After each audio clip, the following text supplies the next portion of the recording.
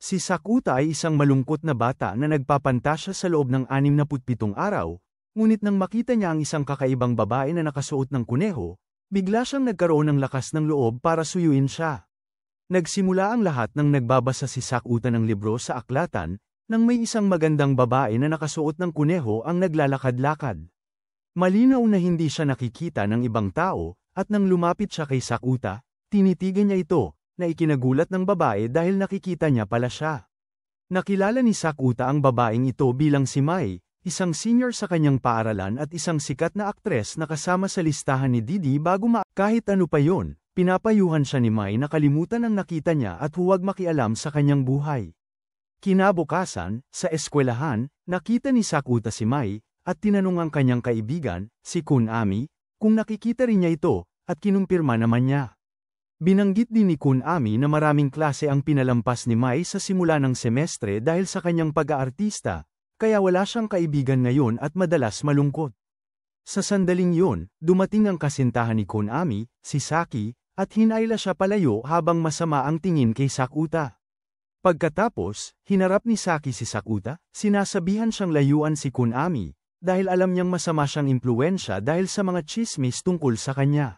Sinusubukan niya siyang takutin, pero tinutukso siya ni Sakuta na parang walang pakialam, sinasabing liliit ang kanyang mga melon kapag lagi siyang nagagalit. Pagkatapos ng klase, nakita ni Sakuta si Mai sa istasyon ng tren habang sinusubukang kunan ng litrato ng isang lalaki para sa kanyang koleksyon. Hinarang ni Sakuta ang kuha para protektahan si Mai. Pagkaalis ng lalaki, nagpasalamat si Mai sa kanya, at sumakay sila ng tren pauwi. Binanggit ni Sakuta na hindi niya makalimutan ang kanyang itsura na nakasuot ng bunny suit at naisip siya noong isang gabi, pero sabi ni Mai ay ayos lang sa kanya na maging pantasya ng isang tao. Pagkatapos ay tinanong niya kung totoo ang chismis na na-hospital si Sakuta dahil sa pananakit sa 3 estudyante, pero sinabi ni Sakuta sa kanya na hindi na niya inaabala ang sarili na ituwid ang mga kasinungalingan, dahil binabaluktot pa rin ng mga tao ang mga kwento. Pagkatapos ay tinanong ni Sakuta si Mai kung bakit niya suot ang kasuotan ng kuneho, at ipinaliwanag ni Mai na matagal na siyang sikat, at kahit masaya ito noong una, nakakapagod na makilala kahit saan, kaya hiniling niyang mamuhay sa isang mundo kung saan walang nakakakilala sa kanya, at isang araw, natupad ang hiling na yon. Nagsimula ito sa aquarium, kung saan hindi na siya nakikita ng mga tao, at sa una, akala niya ay nagkataon lang iyon. Ngunit nang walang pumansin sa kanya sa isang kafe, napagtanto niyang totoo nga ito. Minsan, nakikita pa rin siya ng mga tao, kaya nagsuot siya ng damit kuneho para subukan kung saan siya mawawala at kung saan hindi. Maya-maya, huminto sila sa isang panaderia, at hindi siya pinansin ng ka-era nang susubukan niyang mag-order, kaya si Sakuta na ang order para sa kanya. Nagtaka si Mai na naniniwala si Sakuta sa kanyang parang sci-fi na kalokohan. Ngunit ipinaliwanag ni Sakuta na nakakita na siya ng mga katulad na kakaibang bagay dati, isang bagay na alam niya bilang adolescent syndrome. Para patunayan ito, inimbita ni Sakuta si Mai sa kanyang apartment, at pagdating nila sa kanyang kwarto, nag-alis ng pangitaas si Sakuta, at akala ni Mai na gusto niyang gumawa ng kalokohan, pero nagulat siya nang makita niya ang isang malaking peklat sa kanyang dibdib. Tinanong niya kung paano niya nakuha yon, pero sabi niya hindi niya sigurado. Ipinakita niya pagkatapos ang litrato ng mga sugat ng kanyang kapatid na si Kid, na labis niyang ikinagulat.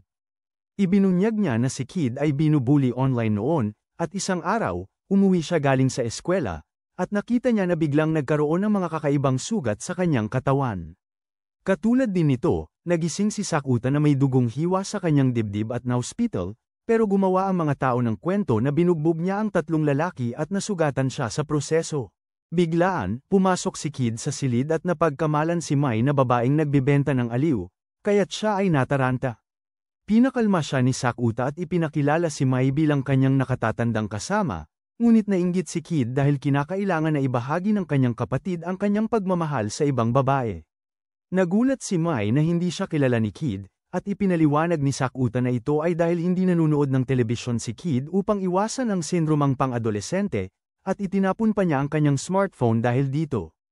Ipinagpalagay ni Sakuta na ang sitwasyon ni Mai ay isa pang kaso ng sindromang pang-adolesente at hinikayat siyang bumalik sa pag-arte, naniniwalang magiging muli siyang kapansin-pansin. Ipinapalagay niya na siya gustong bumalik sa pag-arte kahit papaano, pero ikinagagalit iyon ni Mai, at umalis siya ng apartment. Hinabol niya ito para isauli ang bodysuit, pero galit na sinabi ni Mai kay Sakuta na kanya na lang yun. Nakukonsensya dahil nagalit niya si Mai, sinimulan ni Sakuta alamin kung bakit siya tumigil sa showbiz, pero puro walang kwentang chismis lang ang nakita niya tulad ng kung paano daw napunta si Mai sa Epstein Island. Maya-maya, sa part-time job niya, kinukulit pa rin siya ng isang mapanuksong reporter na si Fumika, nagtatanong tungkol sa mga usap-usapan tungkol sa kanya, pero hindi siya nagpatinag at sinabi sa kanya na magdusa siya. Pero tapos, tinanong niya ito kung alam nito, tungkol sa karera ni Mai, at sinabi niyang may mahuhukay siyang impormasyon para sa kanya. Kinabukasan, kausap ni Sakuta si Futaba, ang isa pa niyang kaibigan na medyo bilugan ang katawan, at tinanong kung posibleng maging invisible. Ipinaliwanag ni Futaba na ang isang bagay ay tunay na umiiral lang kapag nakikita, at kung walang pumapansin, nawawala ito. Biglang natauhan si Sakuta, at napagtanto niya na si Mai ay nakikita lang noong sikat siya, at ngayon ay maaari na siyang tuluyang mawala. Nagpapanik, umuwi agad si Sakuta at nakita si Mai na naghihintay sa labas ng apartment niya, mahina dahil sa gutom dahil walang nakakakita sa kanya para bigyan siya ng pagkain. Inaabot niya sa kanya ang tinapay na binili niya kanina, at tinanggap naman niya ito ng may pasasalamat. Kinabukasan, ipinapaliwanag ni Futaba kay Sakuta ang teorya sa likod ng kalagayan ni Mai, ikinukumpara ito sa pusa ni SCHR Pari Ugat Dinger. Inilarawan niya ang paglalagay ng pusa at isang bote ng lason sa loob ng isang saradong kahon. Nang tanungin kung patay o buhay ang pusa, sinagot niya na wala pa sa dalawa hanggat hindi binubuksan ang kahon, dahil ang kalagayan ng pusa ay malalaman lamang sa pamamagitan ng pagmamasid, na nagpapakita ng kanyang punto na ang isang bagay ay umiiral lamang kapag ito ay nakita. Ilang linggo ang lumipas, namimili ng grocery si Sakuta at Mai. Magkasama na parang magkasintahan. Ipinapaliwanag ni Mai na ang carrot na hawak niya, at lahat ng hinahawakan niya, ay nawawala pagkadikit niya. Sinunggaban ni Sakuta ang pagkakataon para ipakita ang kanyang pagiging mapusok, at hiniling na mawala siya sa pamamagitan ng paghawak sa kanyang kamay. Tinanggap ito ni Mai bilang isang imbitasyon, kaya hinawakan niya ang kamay ni Sakuta at binibiro ito tungkol sa plano niyang amuyin ang kanyang amoy sa kamay niya pagkatapos. Hindi ito itinanggi ni Sakuta at sinabi niya na didilaan pa niya ito, kaya napangisi si Mai at mas lalo siyang dam-aikit kay Sakuta. Pagkatapos mamili, sabik na si Sakuta na makita ang apartment ni Mai, pero ayaw siyang papasukin, galit pa rin dahil sinabi niya sa kanya na dapat bumalik siya sa showbiz. Sabi ni Mai na hindi niya alam ang totoong dahilan kung bakit siya tumigil, pero sinabi ni Sakuta na alam niya at ibinunyag kung paano siya lumayo para gumanti sa kanyang nanay na Linda, na sa pilitan siyang pinasok sa kontrata para sa swimsuit photoshoot labag sa kanyang kalooban. Galit na galit, sinampal siya ni Mai, bumabalik sa alaala niya kung paano siya pinagsamantalahan ng kanyang ina para sa pera. Sinabi ni Sakuta sa kanya na ang sakit na ito ang dapat maging dahilan niya para bumalik, at hindi para tumakbo. Tinanong ni Mai kay Sakuta kung paano niya nalaman ang impormasyon tungkol sa kanya, at ipinaliwanag ni Sakuta na sinabi sa kanya ng usiserang reporter na si Fumika na interesado rin siya sa adolescent syndrome. Tinanong ni Mai si Sakuta kung may napagkasunduan ba siya kay Fumika para makuha ang impormasyon na yon, at umamin siyang meron sa pamamagitan ng pagbibigay kay Fumika ng litrato ng peklat sa kanyang dibdib. Nang marinig yun, sinabi ni Mai na mas tanga pa siya sa tisa, dahil babantayan ng mga paparazzi at mga news outlet ang apartment niya para makakuha ng balita. Kinakabahan siya at nagpapanik, at napagtanto ni Sakuta na nagkamali siya. Mabilis na kumilos si Mai at tinawagan mismo si Fumika at inalok ito ng kasunduan. Hiniling ni Mai na huwag itong ilathala ang peklat sa dibdib ni Sakuta, at sa halip, makakakuha si Fumika ng eksklusibong panayam kay Mai kapag babalik na siya sa showbiz. Pagkatapos, inaamin ni Mai na tama si Sakuta nang sabihin niyang mahal niya ang pag-arte at gusto niyang ipagpatuloy ang kanyang karera. Pagkatapos, dumating sila sa kanyang apartment, na sa gulat ni Sakuta, ay katabi lang ng sa kanya, at iniimbitahan ni Mai si Sakuta na makipag-hangout sa kanya sa weekend pero iginigiit na hindi ito date. Bago umalis, binabalaan siya ni Mai na huwag siyang malate, o kakanselahin niya ang kanilang lakad. Nang gabing yun, naligo si Sakuta sa mainit na tubig at sumigaw sa sabik sa nalalapit niyang date kay Mai, pero sumugod si Kid na nag-aalala matapos marinig ang sigaw, habang palihim na sumusulyap sa pickle ng kanyang kapatid. Noong weekend na yun, habang papunta siya para makipagkita kay Mai sa istasyon, nakita ni Sakuta ang isang batang babae na umiiyak mag-isa sa parke at nilapitan niya para tulungan. Pero bago pa man siya makagawa ng anuman, sinipa siya ng isang babae, na inaakusahan siyang iniimbitahan ang bata sa kanyang nakakatakot na puting van. Gayunpaman, ipinagtanggol siya ng batang babae, at humingi agad ng paumanhin ng mapanghusgang babae sa kanyang ginawa, nag-alok pa kay Sakuta na sipin ang kanyang pisngi para makabawi. Dahil ang sipa niya ay pwedeng panuorin ng lahat, sinipa ni Sakuta siya, pero biglang sumulpot ang mga pulis. Natapos ito sa pagkakadetine nila, at pagkatapos silang palayain, nagmadali siyang makipagkita kay Mai sa istasyon. Pinagalitan siya ni Mai dahil ilang oras siyang naantala, pero itinuloy pa rin nila ang date. Habang sila'y namamasyal, tinanong ni Mai si Sakuta kung bakit gustong-gusto niya siya. Sabi ni Sakuta hindi niya kayang balewalain ang mga paghihirap niya, lalo na hindi katulad ng pagbalewala ng mga tao sa adolescent syndrome ni Kid noon, maliban sa isang babae na naniwala sa kanya at nagpasigla sa kanya. Sinabi ni Sakuta na gusto niyang maging taong yun para kay Mai, pero nang marinig siyang magsalita tungkol sa isang babae, nagselos si Mai, nagmamadaling bumaba ng tren, at tinapos ang kanilang date. Noong mga nakaraang taon, noong kasagsagan ng Kid syndrome, nalulungkot si Sakuta nang makilala niya ang isang batang babae na nagngangalang Shoko sa dalampasigan, at tinulungan siya nitong makaahon mula sa pagkawala ng pag-asa dahil sa kalagayan ni Kid.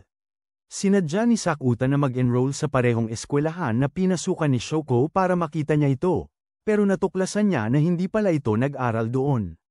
Inamin ni Sakuta kay Mai na noon ay may gusto siya kay Shoko, at nagselos si Mai.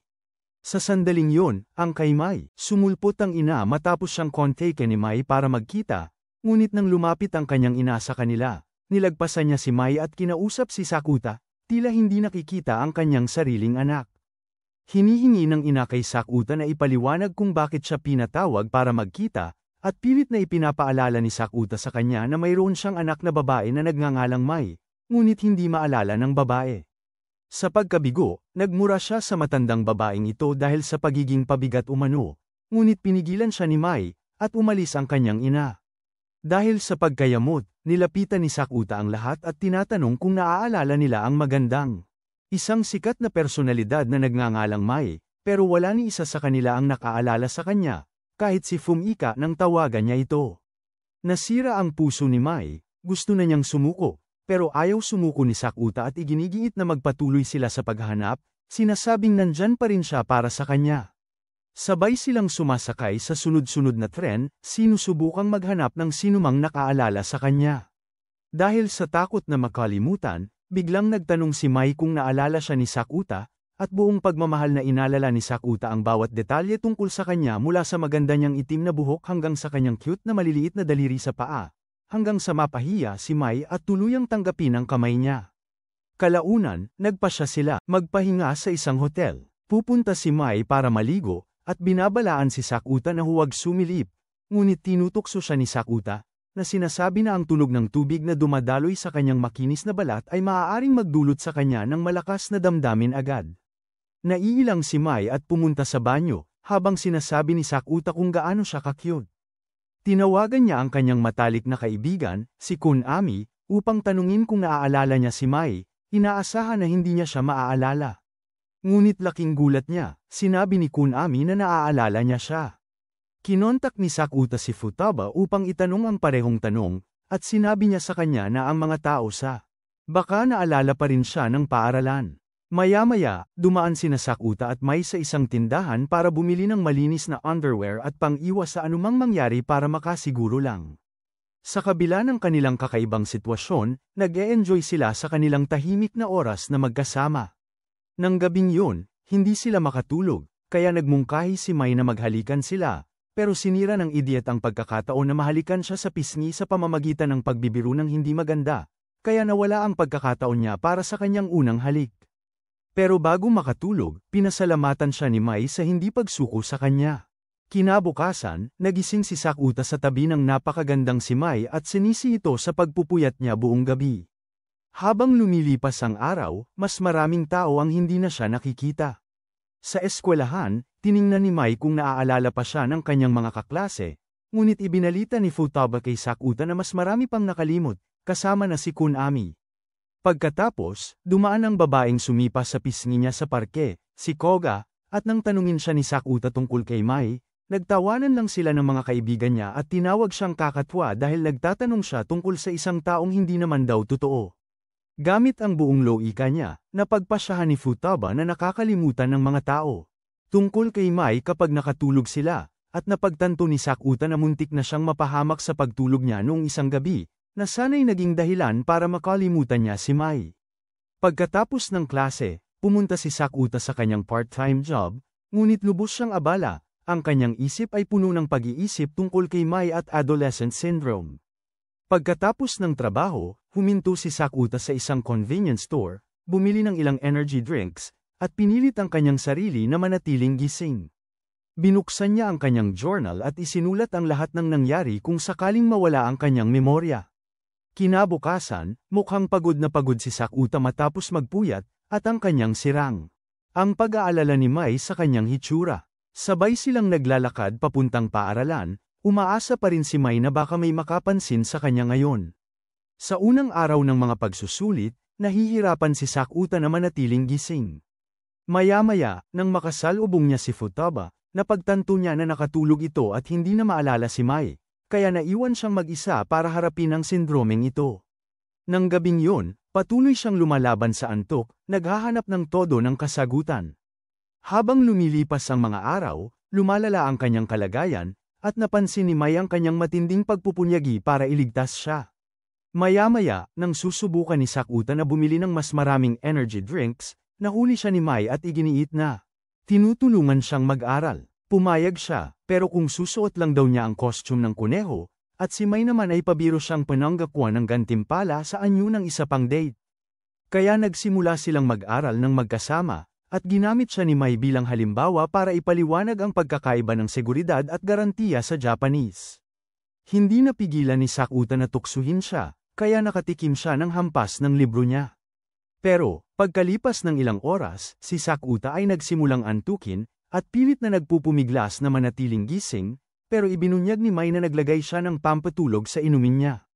Lumuluha, nagpasalamat siya sa lahat ng nagawa nito para sa kanya at ibinulong ang kanyang palm, alam niyang kakalimutan niya ito sa umaga. Kinabukasan, ginigising ni Kid si Sakuta, sinasabing mal-elate na siya.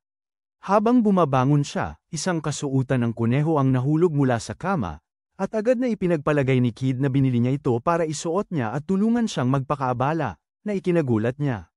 Pagkatapos ay binuksan ni Sakuta ang kanyang tala-arawan at binasa ang isang entry na naglalarawan ng isang babaeng kuneho na nagngangalang Mai na nakilala niya isang buwan na ang nakalipas. Naguguluhan siya sa kanyang binabasa, ngunit sinubukang paniwalaan ang kanyang isinulat. Ayaw niya itong tanggapin ng lubusan, pumunta siya sa paaralan, kung saan nagkomento si Kyonomi na si Sakuta sa wakas ay mukhang nakatulog na ng maayos. Tulog. Biglaan, natigilan si Sakuta, pakiramdam niya ay may nakatingin sa kanya. Sa eskwela, inabot ni Futaba sa kanya ang isang sulat na nakita niya sa kanyang notebook, isa na hindi niya maalala na isinulat.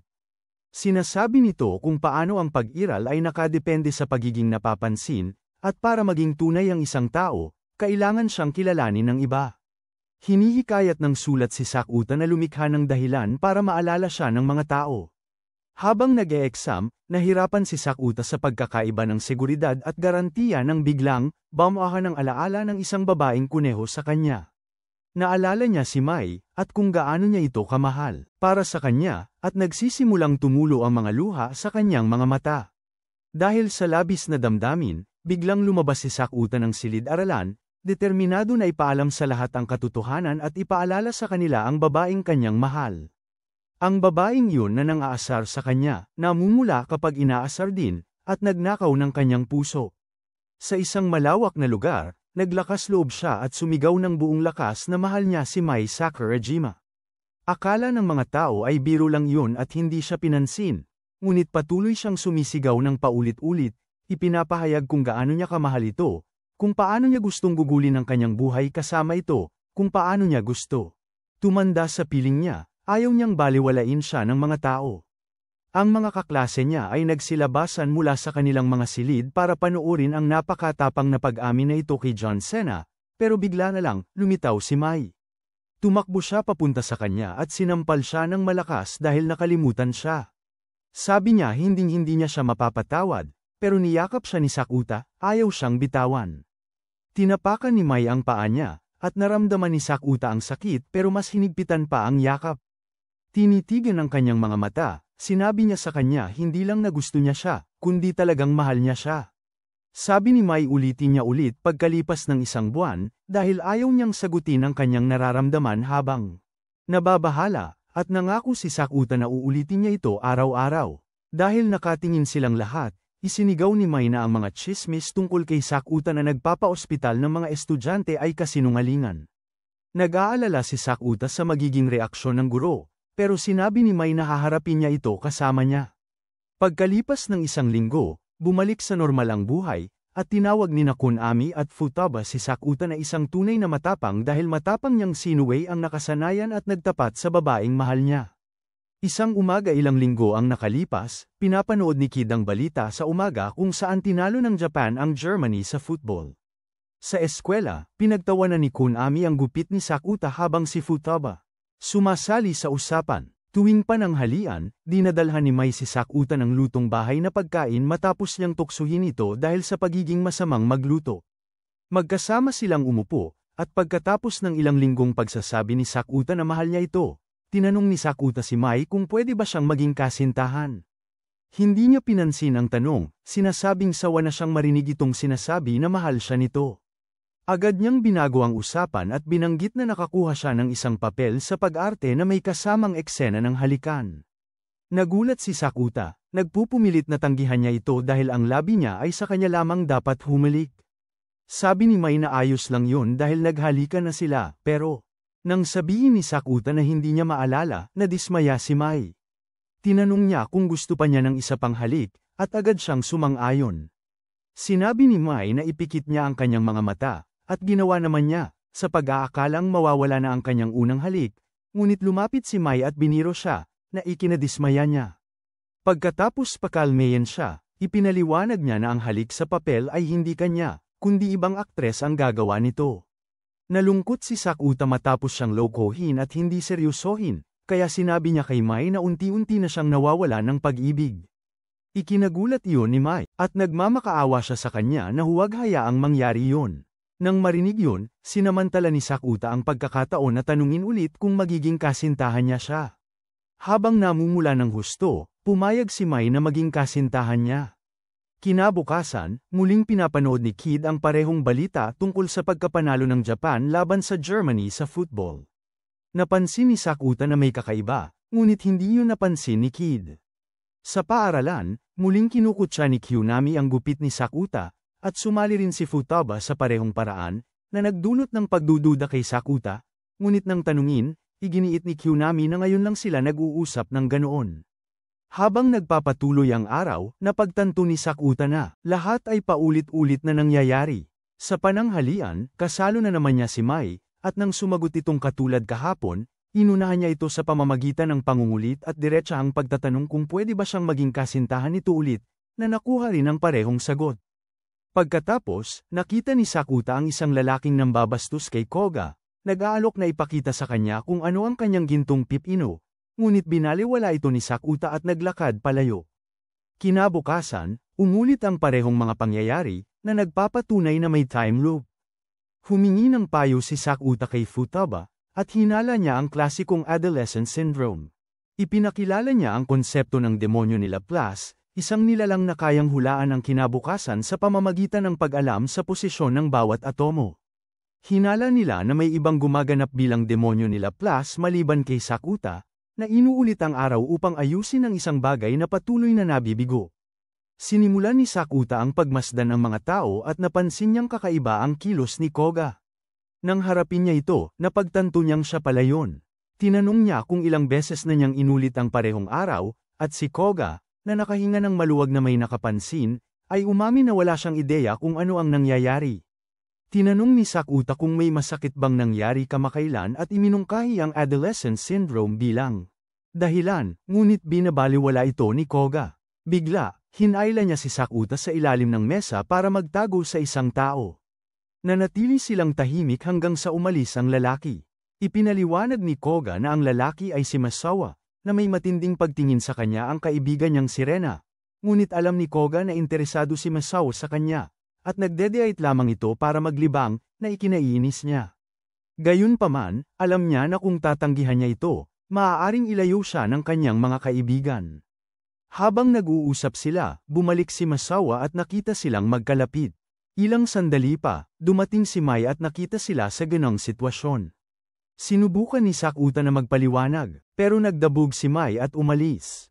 Hindi nag-alala si Sakuta dahil inaasahan niyang magre-reset ang araw, pero nang hindi ito nangyari, napagtanto niyang galit talaga sa kanya ang mga Diyos ng anime. Maya-maya, pinag-usapan ni Sakuta at Futaba ang sitwasyon at napagpasyahan nilang si Koga ang Laplace Demon. Napansin ni Sakuta na parang malungkot si Futaba, at nagkwento siya tungkol sa nararamdaman niyang pagkaawa sa sarili dahil gusto niya si Kunami, na may girlfriend na.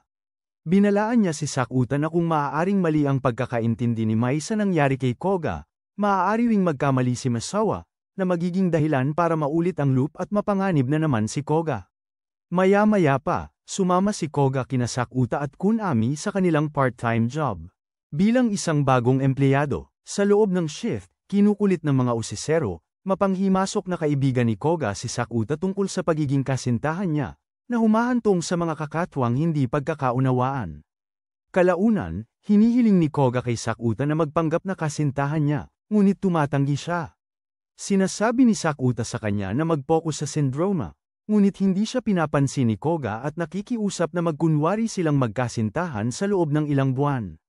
Sabi niya, nakikita siya ng mga tao bilang isang taong astig matapos ang kanyang pampublikong pagtatapat kay Mai, kaya't nagmamakaawa siya na pag-isipan niya ito, dahil ayaw niyang iwasan siya ng mga tao, at gusto niyang makita bilang astig dahil nakipag-date sa kanya. Ang kanyang takot na mapahiwalay ay nagpapaalala kay Sakuta kay Kid, dahil nakaramdam ng simpatiya. Pumayag si Sakuta.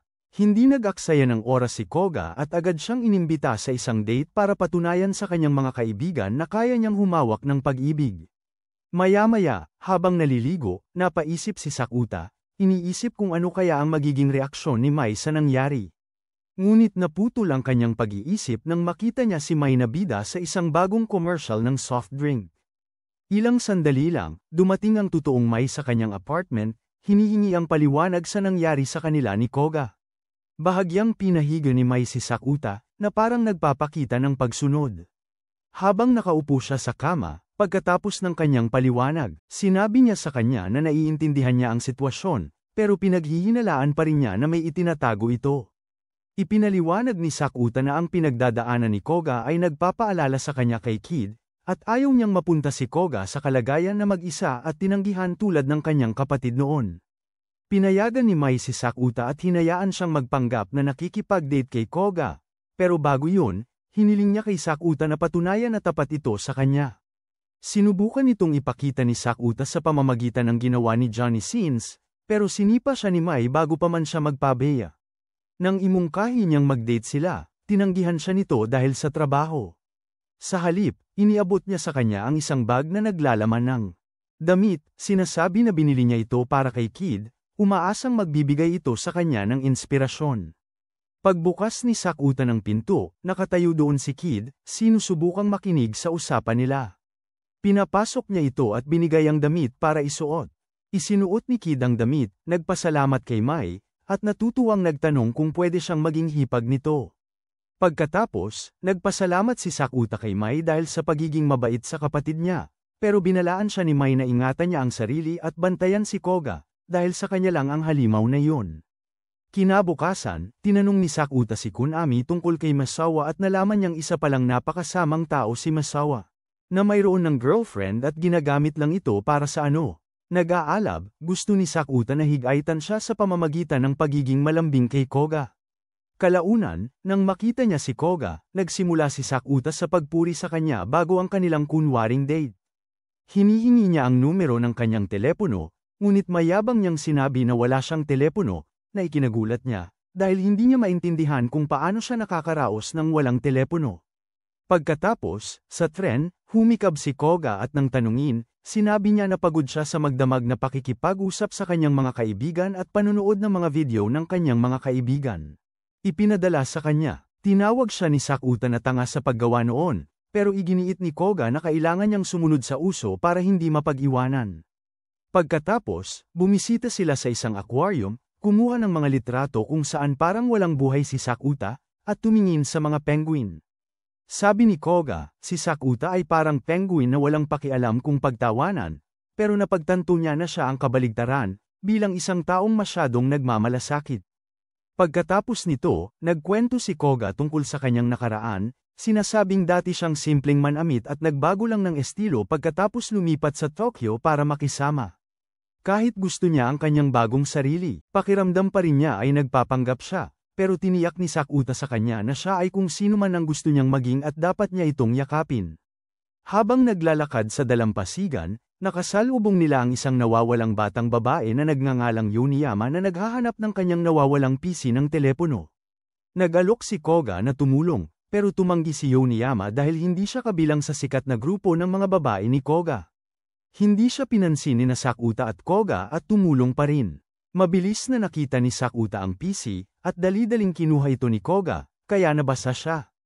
Kinabukasan, nagkasipon siya, at dinalaw siya ni Sakuta sa klinika na may dalang pagkain, at kinulit siya habang tinutulungan.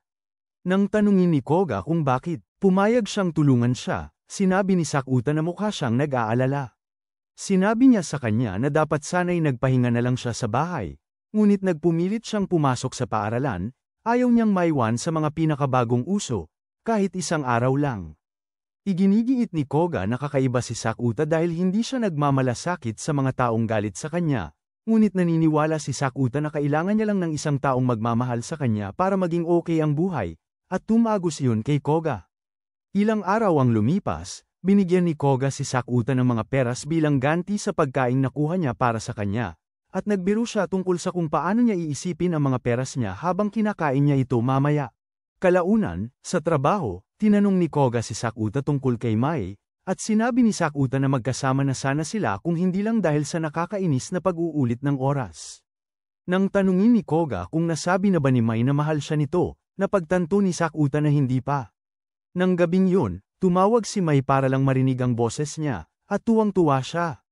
Nagbiruan sila at nagtuksuhan habang magkalayo, tapos nag-usap sila tungkol sa mga plano sa hinaharap, at nagbiro si Sakuta tungkol sa pagiging Santa Claus, para isang araw lang siya magtatrabaho kada taon.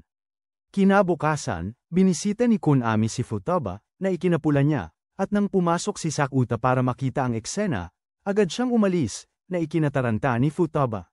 Ayaw ipaalam kay Konami ang nararamdaman niya para rito, pero alam ni Sakuta na masyadong mangmang si Konami para mapansin yun. Napag-usapan nila kung bakit huminto ang time loop at napagpasyahan na siguro ay kontento na si Koga sa buhay niya ngayon, kahit hindi niya alam. Pagkatapos, hinarap ni Kamisato, na tila naiirita, si Sakuta, binabalaan siya na lumayo kay Konami. Pero malinaw kay Sakuta na naiinggit lang ang babaeng ito sa labis na kapansin-pansing dibdib ni Futaba, kaya sarkastiko siyang nanuya, na lalong ikinagalit nito. Pagkatapos, sa trabaho, kinuwento ni Sakuta kay Konami ang tungkol sa paghaharap. At nangako si Konami na aayusin niya ito. Tinanong niya kung totoo ang relasyon ni Sakuta kay Koga, at kinumpirma ito ni Sakuta. Ibinunyag ni Konami na kumakalat si Masawa ng mga chismis na si Koga ay isang babaeng madaling makuha at bastos, na ikinagalit ni Sakuta. Pagkatapos ng trabaho, nakasalubong niya si Futaba, at humingi ng payo kung paano lalabanan ng isang atletang tulad ni Masawa, at iminungkahi ni Futaba na gamitin niya ang kanyang utak. Pag-uwi sa bahay, nag-iwan si Mai ng mensahe na miss na siya nito, at gustong tawagan ni Sakuta, ngunit nag-aalangan dahil sa kanyang pagkakasala. Kinabukasan, dahil sa nakakadiring chismis, naglalakad si Koga sa likod ng kanyang mga kaibigan, tila nahihiwalay sa kanila. Maya-maya, nakita siya ni Sakuta na nakaupo mag-isa, halatang nasasaktan. Biglang sumulpot si Masawa at ang kanyang mga kaibigan, na kinukutya siya. Dahil hindi na nakatiis si Sakuta, hinarap niya si Masawa, ginaya ang kawalan niya ng seguridad dahil sa pagiging maliit, at sinabing isa siyang walang kwentang tao. Sinuntok siya ni Masawa, pero tumayo ulit si Sakuta, handang makipaglaban. Pero nang sumugod si Sakuta, bigla siyang sumipa sa binti ni Masawa, at napatumba ang lalaking ito. Sinipa niya ang mukha nito, sinasabing kadadapa niya lang sa dumi, at nanunood ang mga tao. Nang namamangha, napagtanto niyang nakagawa siya ng eksena, hinawakan ni Sakuta ang kamay ni Koga at tumakbo palayo. Pagkatapos makatakas, napahiya si Koga, labis na natuwa na ipinagtanggol siya ni Sakuta na parang tunay na kasintahan, ngunit pinaalalahanan siya ni Sakuta na tinutupad lamang niya ang kanyang pangako na protektahan siya. Nakatanggap si Koga ng text mula kay Ren na nagsasabing tapos na sila ni Masawa. Gustong linawin ang tsismis, inamin ni Koga na birhen pa rin siya, at tumawa si Sakuta, sinasabing hindi siya naniwala sa mga tsismis. Huminto siya at tinanong kung paano niya ito mababayaran, ngunit hiniling lamang niya na manatili silang magkaibigan pagkatapos ng lahat ng ito. Napatigil si Koga, napagtantong mas lalo pa siyang nahulog sa kanya. Kinabukasan, nakita ni Sakuta si Masawa sa istasyon ng tren, pero hindi niya ito pinansin. Sumakay siya sa tren habang nagchichismisan ng ibang estudyante tungkol sa nangyari sa mukha nito noong nakaraang araw. Sa eskwelahan, nakita ni Koga at ng kanyang mga kaibigan si Sakuta, ngumingiti at nagkikulisyon bago umalis, at napagtanto ni Sakuta na masyado na siyang malalim sa pagpapanggap, at kung bigla siyang makikipaghiwalay kay Koga, walang maniniwala. Kinabukasan, tinulungan siya ni Mai mag-aral, pero walang gana si Sakuta, kaya nagsuot si Mai ng kanyang kasuotang bunny para ganahan siya.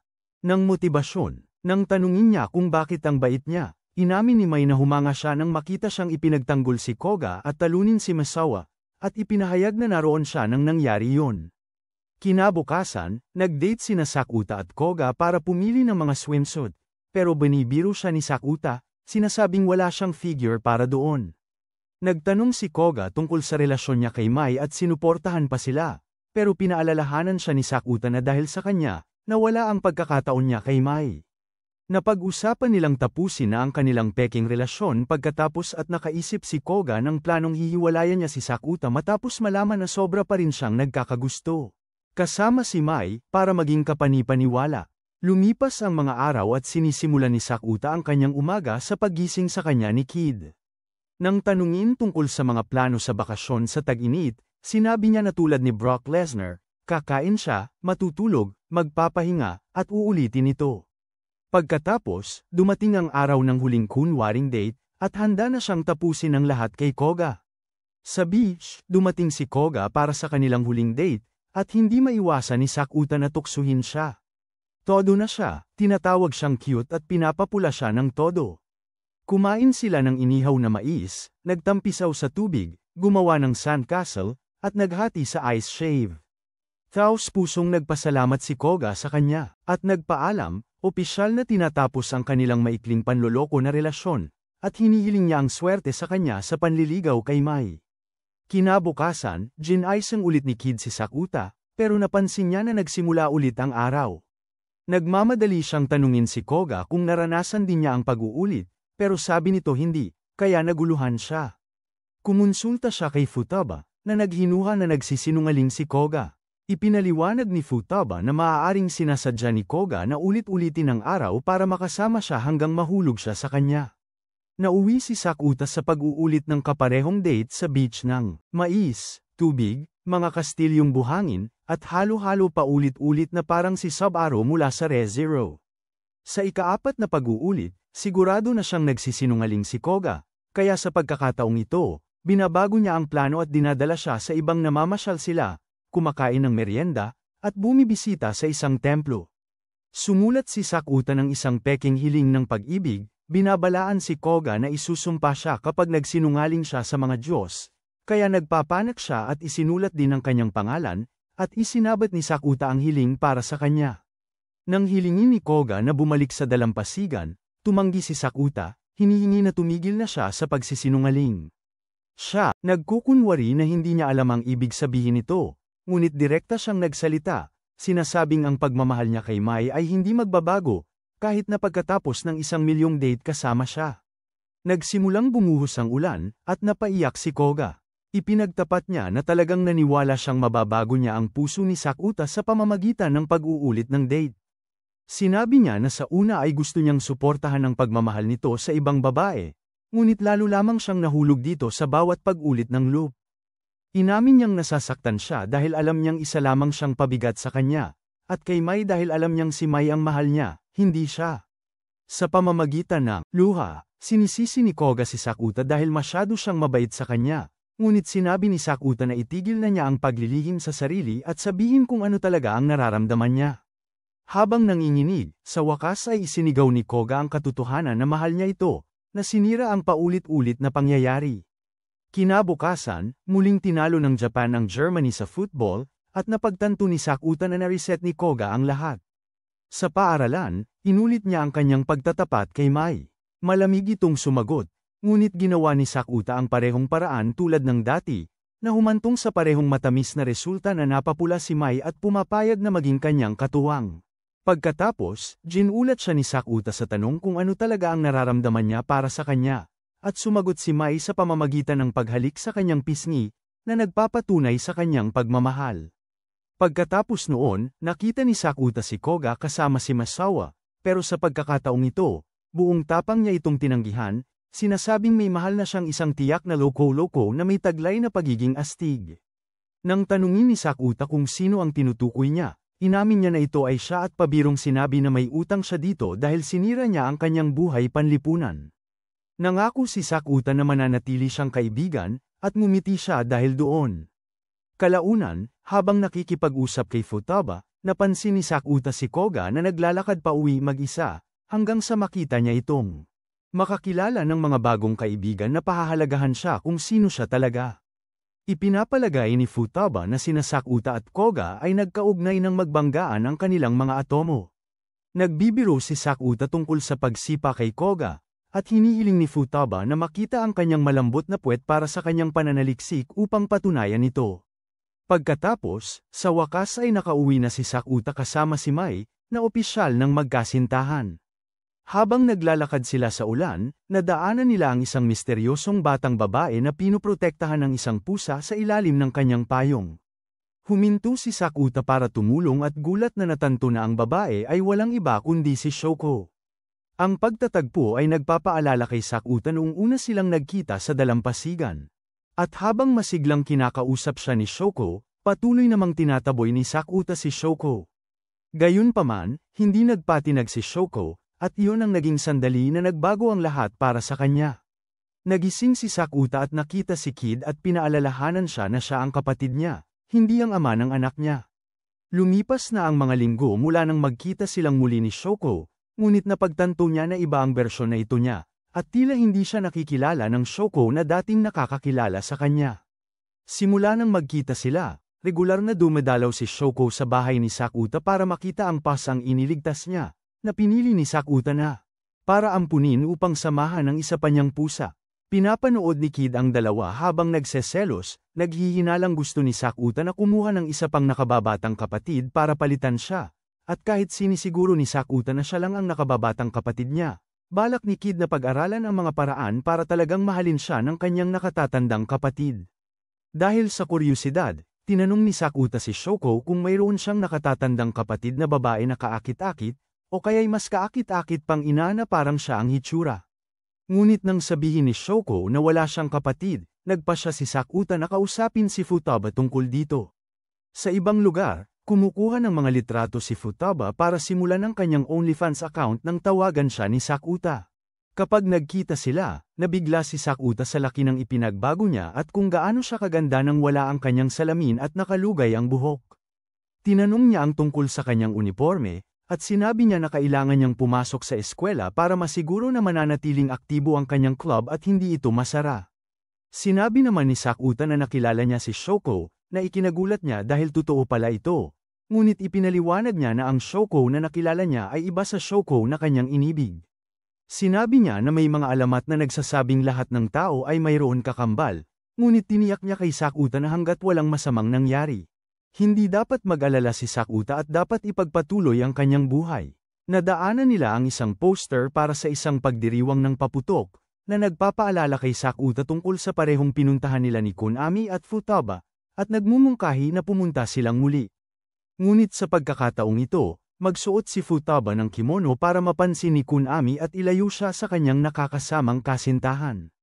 Ngunit nadidiri si Futaba sa suhestyon at umalis. Kalaunan, sa trabaho, nakilala ni Sakuta si Kunami, at pinag-usapan nila ang kanilang mga kasintahan, ngunit nagsumbong si Sakuta kung paano wala si Mai sa loob ng isang linggo dahil sa trabaho, habang naiwan siyang mag-isa at walang magawa kundi ang aliwin ang sarili. Dumating si Koga na nakasuot ng yukata, at kinumplimentuhan siya ni Sakuta dahil mukha siyang cute kahit nakulang siya sa mineral sa kanyang dibdib, na agad namang ikinainis niya. Tapos, noong nagsimula ng magtrabaho si Sakuta, sumulpot si Mai para sorpresahin siya.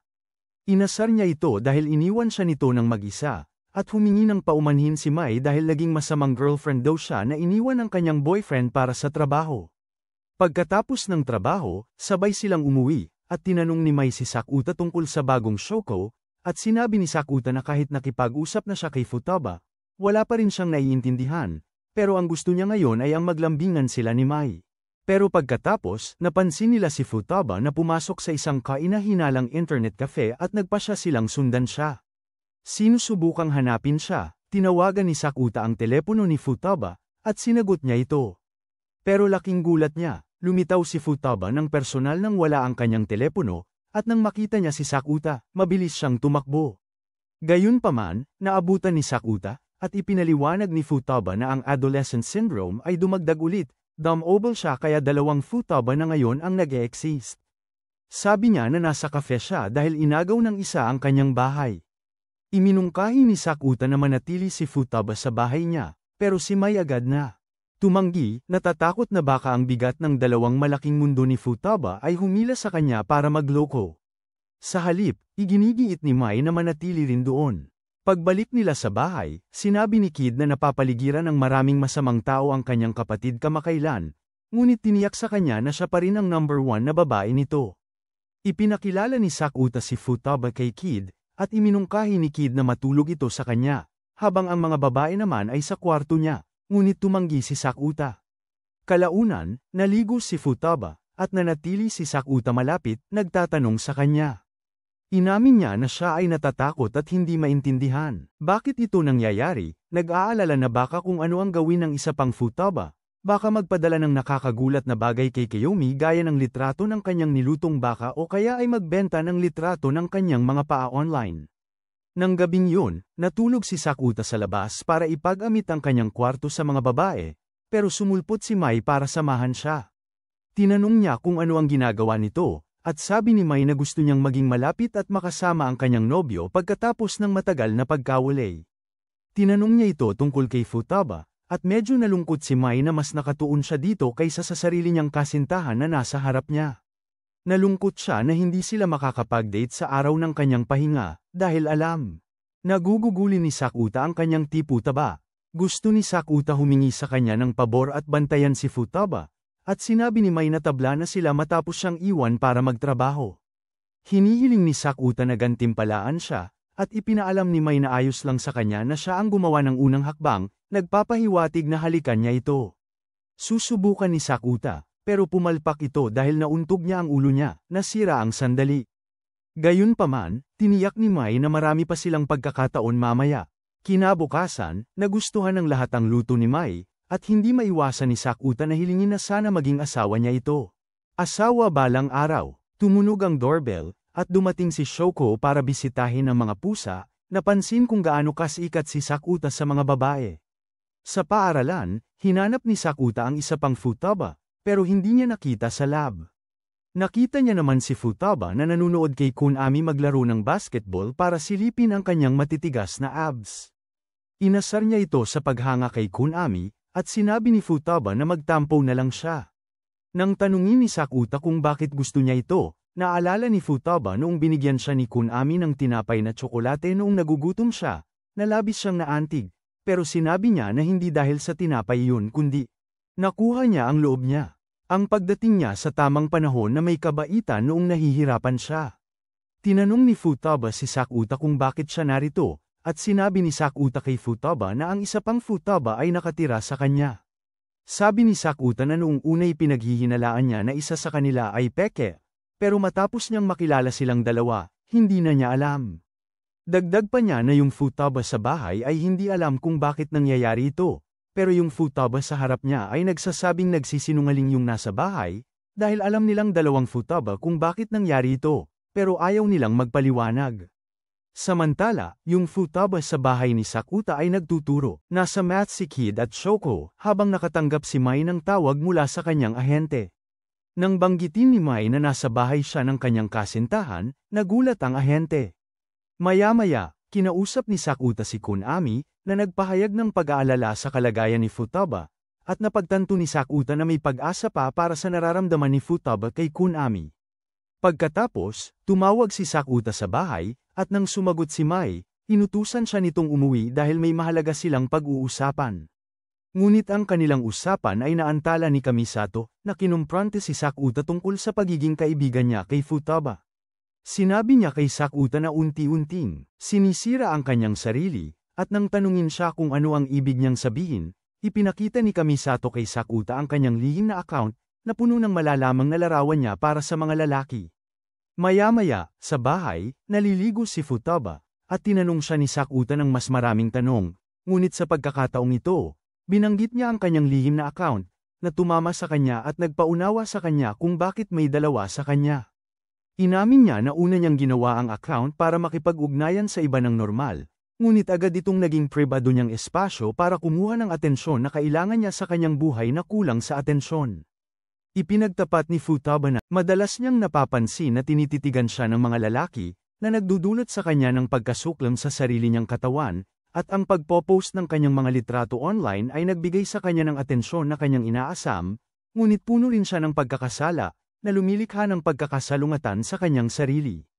Naniniwala siya na ang tunggaliang ito sa pagitan ng kanyang pagkakasala at ng kanyang labis na pagnanais ang dahilan kung bakit siya nahati sa dalawa.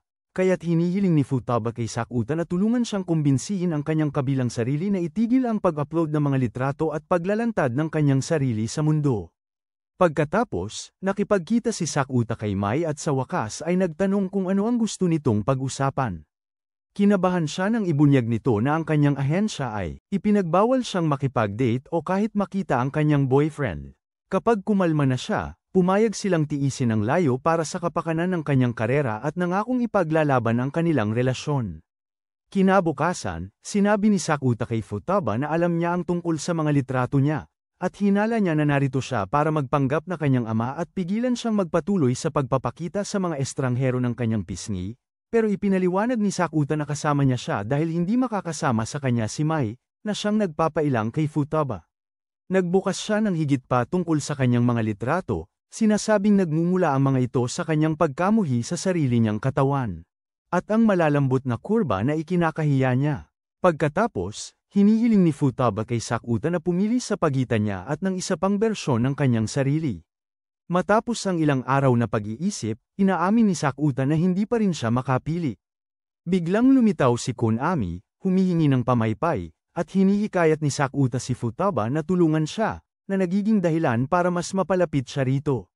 Lumipas ang isang linggo, at patuloy na binibisita ni Sakuta ang mas matapang na Futaba hanggang sa tuluyan na siyang tumigil sa pagpo-post online.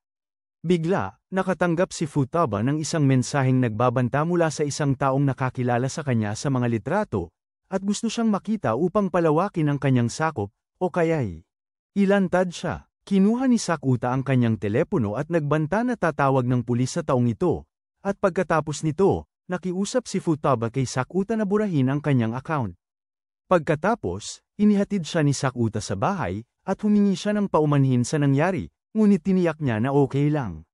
Hiniling ni Futaba na magpalipas siya ng gabi kung sakaling sumulpot ang kanyang stalker, at nagbibirong nagbabala si Sakuta na baka inumin niya ang kanyang pinagpaliguan mamaya, ngunit agad siyang nagbanta na isusumbong siya kay Mai. Nang gabing yun, dahil sa sobrang pag-aalala, paulit-ulit niyang tinawag si Sakuta habang naliligo. Sa pagitan ng kanyang mga salitang puno ng pagkabalisa, inihayag niya gaano kasawi ang kanyang buhay dahil abala palagi sa trabaho ang kanyang mga magulang, pero nagbago ang lahat nang makilala niya si Sakuta at Kunami. Naaalala niya noong una niyang nakita si Sakuta na pumapasok sa eskwela kahit iniiwasan siya ng lahat dahil sa nangyari sa kanya sa ospital.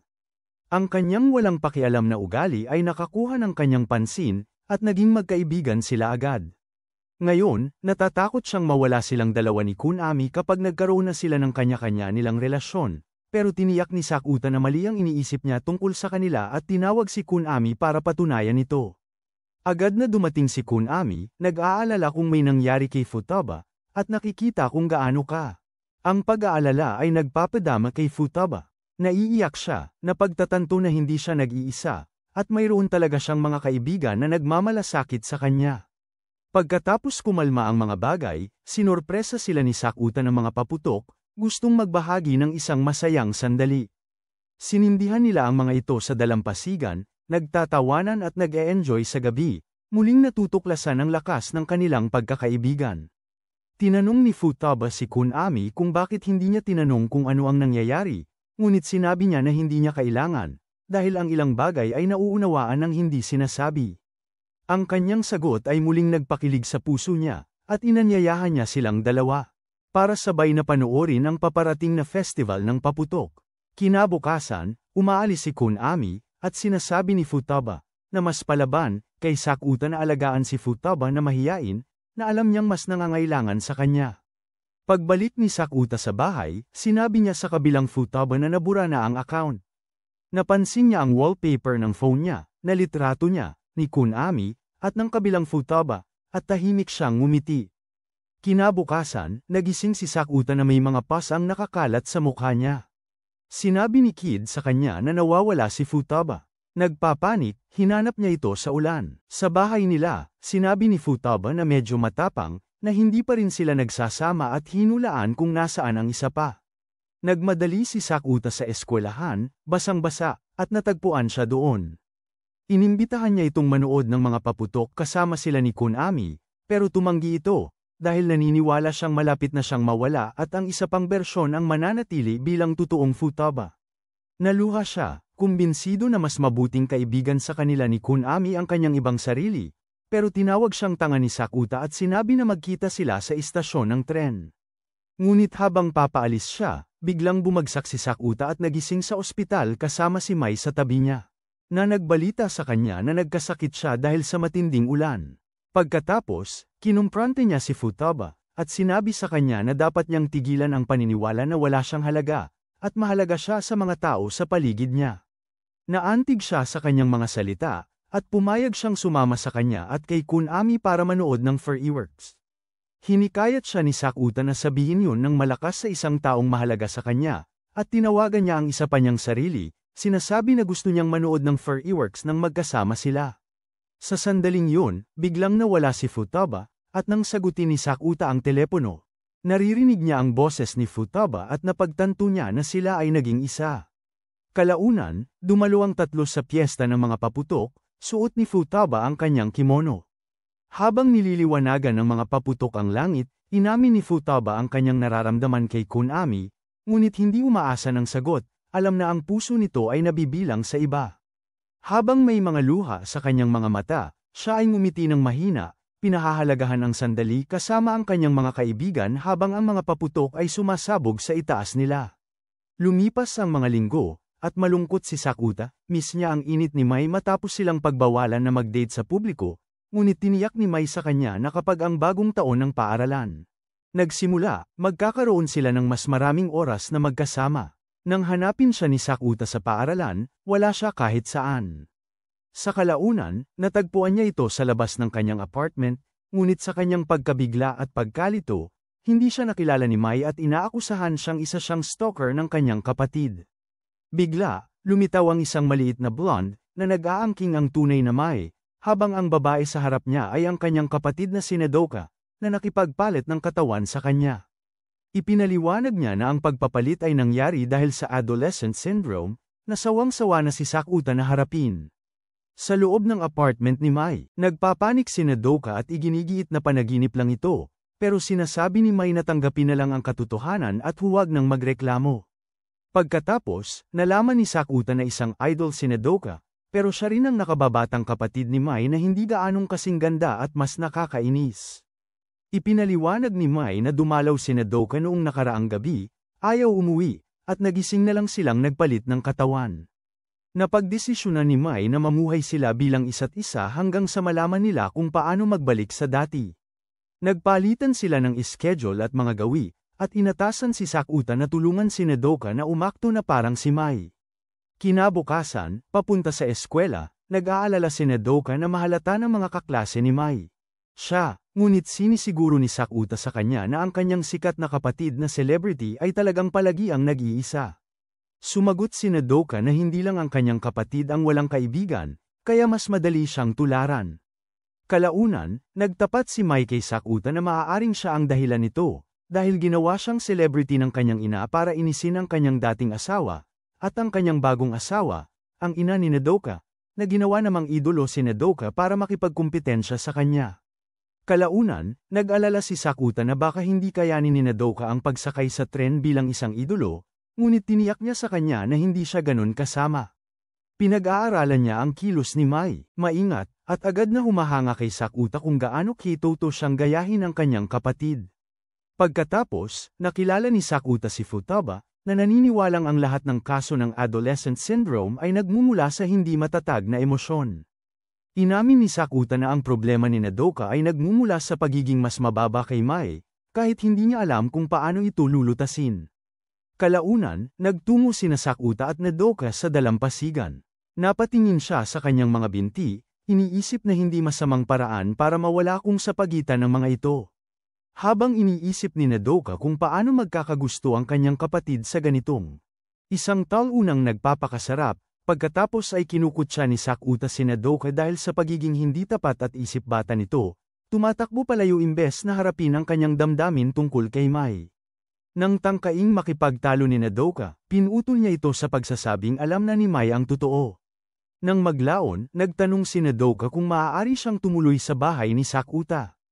Hindi ito gusto ni Sakuta, at pakiusap ni Nodoka na bulahin niya si Mai, ngunit biglang sumulpot si Mai. Pagod na sa pagtatago ng kanyang damdamin, inamin ni Nodoka na kinasusuklaman niya ang kanyang kapatid dahil palagi itong pamantayang hindi niya maabot, at sa tuwing siya'y nagkukulang, kinukutya siya ng kanyang ina. Ipinagtapat niya na noong nagpapahinga si Mai, nagsimulang umangat ang kanyang sariling karera, ngunit nang bumalik si Mai sa showbiz, madali siyang nalampasan si Nodoka, na ikinainis niya. Tugon ni Mai na galit din siya kay Nodoka, ngunit sinisisi niya ang kanilang walang kwentang ama sa paglalaban sa kanila bilang magkaribal na anak na babae ng dalawang magkaibang ina.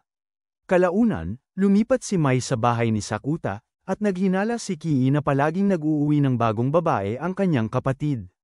Pagkatapos ay naligo si Sakuta, iniisip ang mga posibilidad na maging hipag niya sa hinaharap ang isang katulad ni Nodoka. Pagkatapos niyang maligo, nagtanong si Mai kung bakit ang tagal niya, at nagbiro siya na halos mamatay na ang isdang barracuda niya, pero ibinaling ni Mau ang usapan sa kanyang peklat at kung bakit hindi pa rin ito kumukupas. Hiniling niya na hawakan ito ni Mai para maaliw siya sa gabing iyon, pero tumanggi siya, natatakot na madumihan ang katawan ng kanyang kapatid.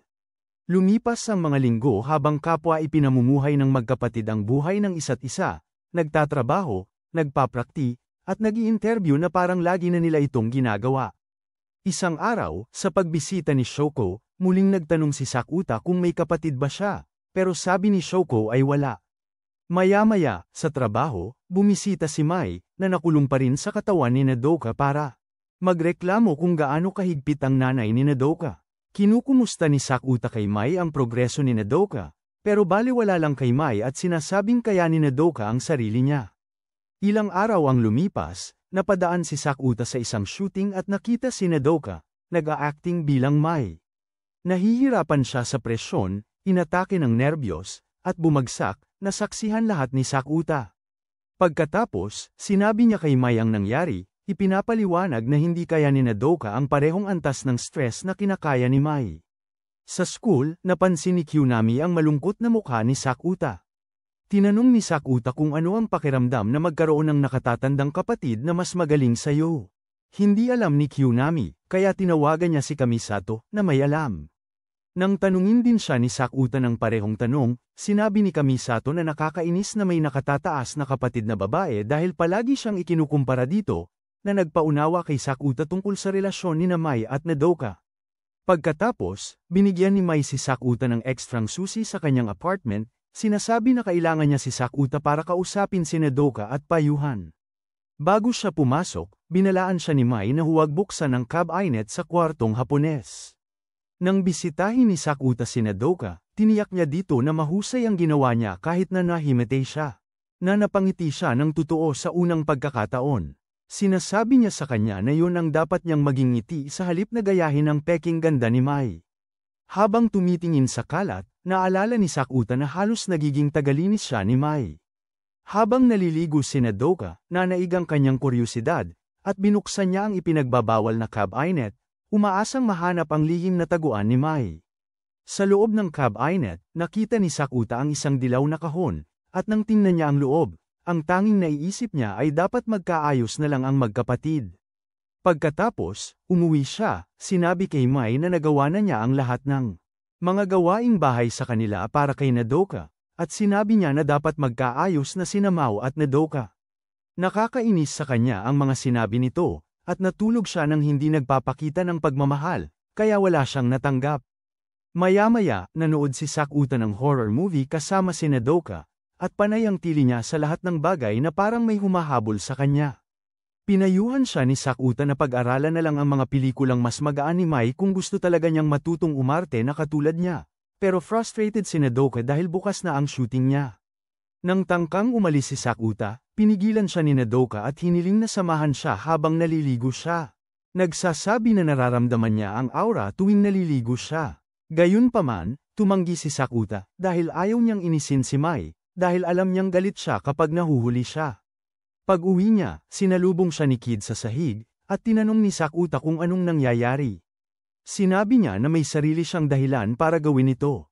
Pagkatapos, lumabas siya na nakasuot ng uniforme ng kanyang paaralan, at desididong bumalik sa paaralan. Pinanood siya ni Sakuta ng may pagmamalaki, hinahangaan ang kanyang tapang sa kabila ng kanyang trauma, at sinabi ni Kid na kailangan niyang maging handa upang makipagkumpitensya sa mga babae niya. Pag-uwi ni Mai, nakita niya si Nodoka na ang kanyang uniforme at pinupuri siya dahil ang ganda niya tingnan. Iniaabot niya kay Kid ang binili niyang puding, tapos iniaabot kay Sakuta ang mga tiket para sa kanya at kay Nodoka para pumunta sa kanyang paparating na idol show. Pagkalipas ng ilang araw, bumalik si Nodoka sa set ng pelikula, at sa pagkakataong ito, maayos ang lahat, kaya pinuri siya ng mga crew ng pelikula, habang binabantayan siya ni Sakuta. Dinala siya ni Sakuta sa dalampasigan pagkatapos at pinuri ang kanyang pagganap, pero tinanggihan ni Nodoka ang papuri, dahil naniniwala pa rin siyang hindi niya kayang pantayan ang kanyang kapatid. Nang tumawag si Mai, ipinasa ni Nodoka ang telepono kay Sakuta. Sinabi ni Mai na nakatanggap siya ng voicemail mula sa kanyang ama. Gustong makipagkita sa kanya. Ibinigay ni Sakuta kay Nodoka ang isang tiket sa konsyerto ni Mai, at pinaalala nito sa kanya noong una niyang nakilala si Mai, at kung gaano siya kasabik at namamangha noon. Tinatanggap na hindi niya kailanman magagaya ang kanyang kapatid, pinangarap ni Nodoka na lumikha ng sarili niyang pagkakakilanlan bilang isang idolo at maging pangunahing mang-aawit ng grupo para sa wakas ay maipagmalaki siya ng kanyang ina. Kalaunan, tinanong ni Nodoka si Sakuta kung mayroon siyang anumang galit sa kanyang sariling pamilya dahil sa pag-iwan sa kanya upang alagaan si Kid ng mag-isa, ngunit sumagot siya ng hindi, na sinasabing naiintindihan niya kung bakit ganoon ang kinalabasan ng mga bagay. Maya-maya, si Nodoka, na nasa katawan pa rin ni Mai, ay nakilala ang ina ni Nodoka, na agad siyang inusisa kung nasaan ang tunay na Nodoka. Sa sandaling yun, napagtanto ni Nodoka kung gaano pala siya pinag-aalala ng kanyang ina. Ilang araw pagkatapos, nakipagkita si Sakuta sa kanyang ama, at may namuong katahimikan sa pagitan nila. Sinabi ni Sakuta sa kanya na unti-unti nang gumagaling si Kid at gusto nang bumalik sa eskwela, na ikinatuwa ng kanyang ama, dahil alam niyang bumubuti na ang mga bagay.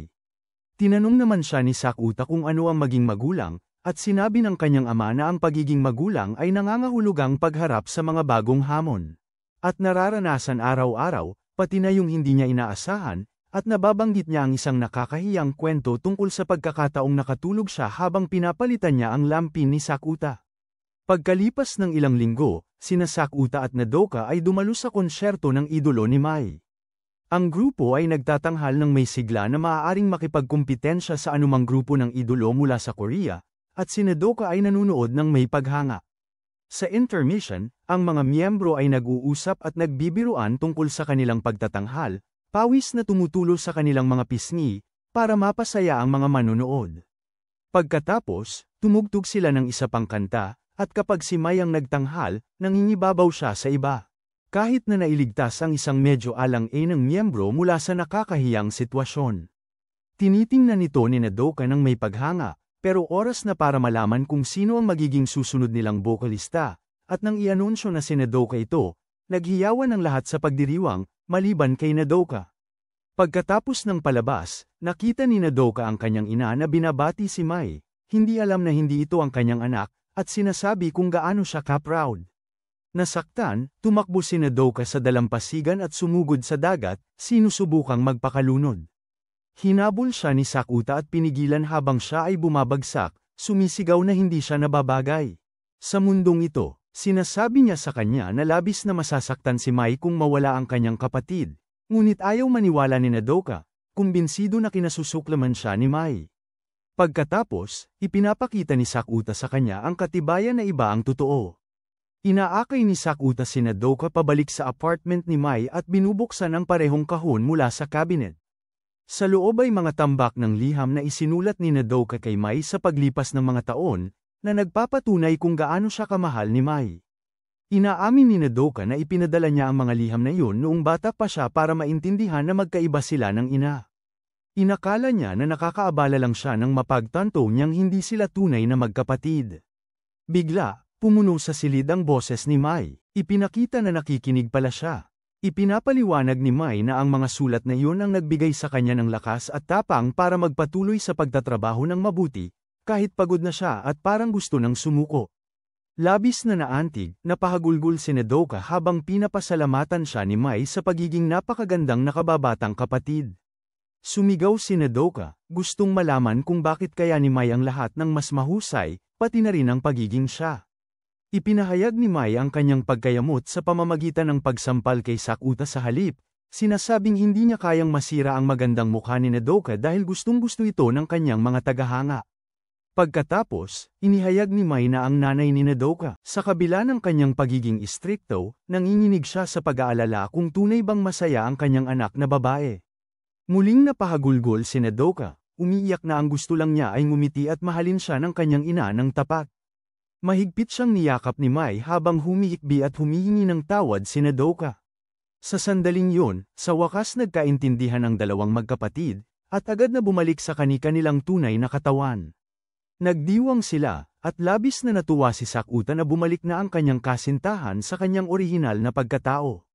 Kinabukasan, napagpasyahan ni Sakuta at Futaba na nangyari ang pagpapalit ng katawan dahil gusto ni Nodoka na maging katulad ni Mai, bagamat nakaramdam si Mai ng kaunting inggit kay Nodoka dahil mayroon itong ina na tunay na nagmamalasakit. Pagkatapos, pumunta si Sakuta sa apartment ni Mai, sabik na makipagromansahan, ngunit nasira ang kanyang mga plano nang malaman niyang doon din titira si Nodoka. Nagpasalamat si Nodoka sa kanya sa pagligtas sa kanya sa dalampasigan at sinabing naiintindihan na niya kung bakit nagkagusto si Mai sa isang tulad niya. Bigla na lang lumabas si Mai na may masamang balita, sinasabing kumalat na ang kanilang relasyon. Pagkatapos, naging pinakamalaking iskandalo ito ng siglo simula noong Johnny Depp laban kay Amber Heard, at nagsimulang bambahin ng media si Mai ng mga tanong tungkol sa kanyang kasintahan. Humihingi ng paumanhin si Mai tungkol sa kontrobersyang nakaapekto sa kanyang bagong pelikula, ngunit nagsimula siyang purihin si Sakuta bilang kanyang kasintahan, sinasabi na siya ang dahilan kung bakit siya bumalik sa show business. Mariin niyang sinabihan ang mga press na huwag isali ang kanyang kasintahan sa atensyon ng publiko, at pinapanood siya sa telebisyon, si Kid ay nabigyang inspirasyon na pagbutihin ang kanyang sarili. Pagkalipas ng isang buwan, bumalik sa normal ang lahat, at guminhawa si Mai na nanatiling buo ang kanilang relasyon.